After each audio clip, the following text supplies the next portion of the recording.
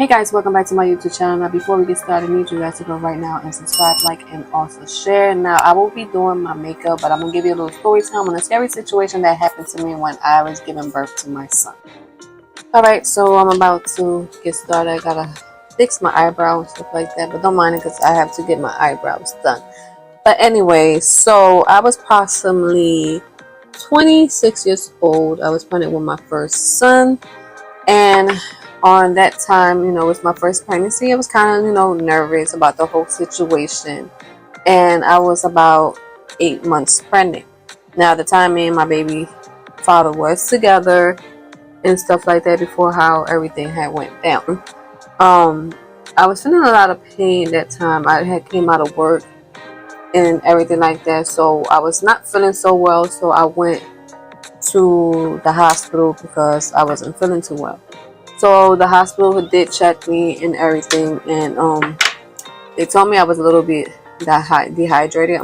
Dehydrated, and that's probably why I was getting the contractions. So they had put the IV on me, and they was giving me liquid for me not to be dehydrated.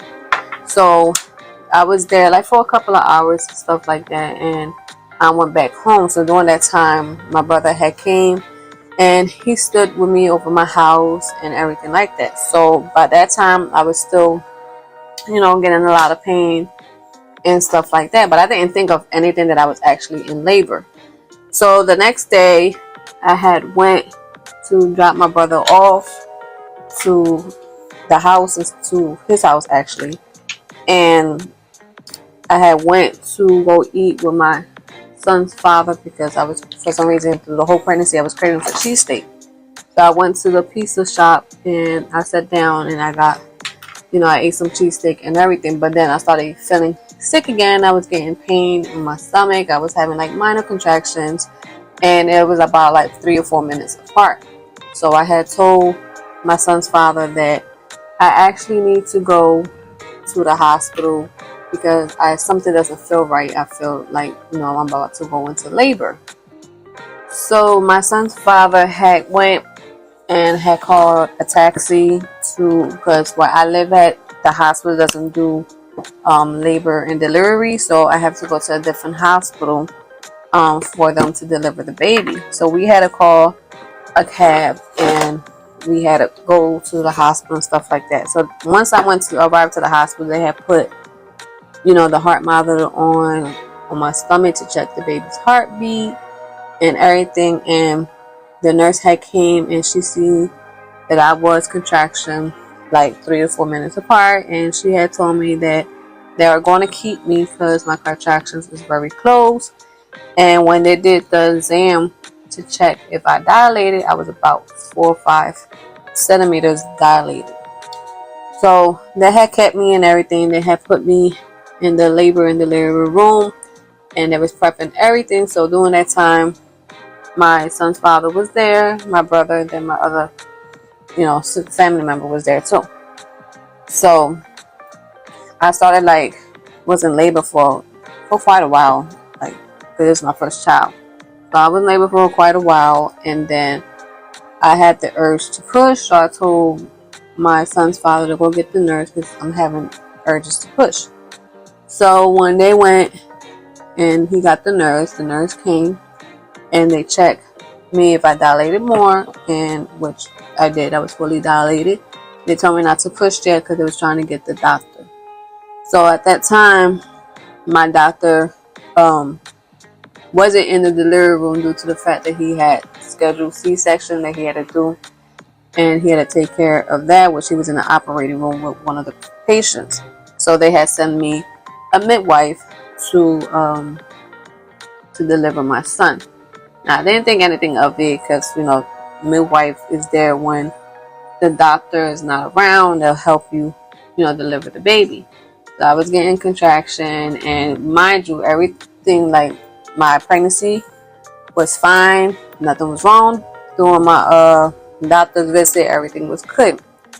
So when the doctor kept telling me, the midwife, kept telling me, oh, we need you to push and stuff, I started pushing, and I was pushing for, quite a few minutes and stuff like that. and she was telling me to push, and then I was real tired because I was like already worn out from all that pushing that I was doing. But when she told me to give like a real big last push, I had pushed my son out, but then they told me to stop. So when they told me to stop pushing, my sister and my brother was there, and my baby father. They had noticed that the umbilical cord was wrapped around my son's neck, and the midwife was telling me not to push no more because the more I push, I would push the baby back up due to the umbilical cord. So, like, she told me not to push due to the fact that the umbilical cord was around my son's neck. She went, and I guess they had like the scissors and stuff like that in there to clamp the umbilical cord. Now, at that time, I was numb from my waist down due to the fact that I had an epidural on my spine, and I couldn't feel nothing. So my sister and my brother my brother was on the other side, but my sister was there. And I hear when she clipped the umbilical cord, she, I guess, accidentally had cut me as well. And I was like bleeding. So at that time when I was bleeding, I guess they couldn't control the bleeding. She had called another midwife to come in to help her out because I was bleeding a lot and it wouldn't stop. So from that point on, I started feeling very lightheaded. I was like in and out. I don't know, because I probably was tired, or doing the whole labor and stuff like that. But when that happened, I was like in and out. I was seeing a whole bunch of doctors, and then for some reason, I don't know if I passed out because I ended up in the operating room. So when I was there, I could feel the nurse, a nurse, holding my head, and she's like patting me in my face, like for me to wake up. And all I remember her telling me, "Oh no, don't go to sleep. You gotta stay up with us." But I kept falling in and out of, I don't know if it was consciousness or if I was, going like sleepy and stuff like that. So I remember her while they was working on me and stuff, and I was screaming because I can feel the nurse, actually, I guess the epidural had worn off, and I could feel like the nurse sewing me up. So when I was screaming because I could feel the nurse sewing me up, she was like smacking me in my face. The other nurse was telling me, "No, you gotta stay up, you can't fall asleep because we're working on you," and stuff like that. So she was holding my neck and she was like patting me in my face for me to stay up. So all I remember was when the whole situation had went down. The situation was going down with me losing a lot of blood. Mind you, gave birth to my son like in the afternoon. It was still daylight and stuff like that. So I woke up in the recovery room, not in my original room, but in the recovery room. And they had me like covered up because I guess I was so cold. They had like a whole bunch of blankets on me. And it was around 8 or 9 o'clock at night that I had woke up. And when they had put me in the room, I came to see my newborn son around 9 or 10 o'clock. Now the next day, the doctor came in and he checked me out, and he told me that it was a scary situation because the midwife accidentally had cut me because of the umbilical cord that was wrapped around my son, and she made a mistake and had cut me and stuff, and I had lost a lot of blood. So from when he checked me, he told me I had about six or 5 stitches I had, and they had to make sure that everything was okay before I had went home with my newborn. So at that time they had checked me and I had went home, and I was in a lot of pain, I can say, because doing the pushing and all this, and plus the procedure that I had about 6 or 5 stitches and everything. And that was like the very scariest moment of my life, because I thought I was going to actually lose my life and not be able to see my son.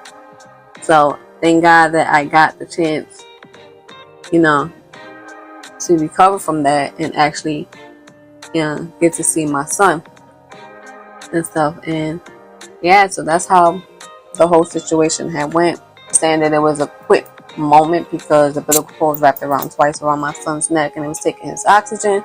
So I understand they had to do what they had to do, but you know, I can understand that she probably was nervous as well too.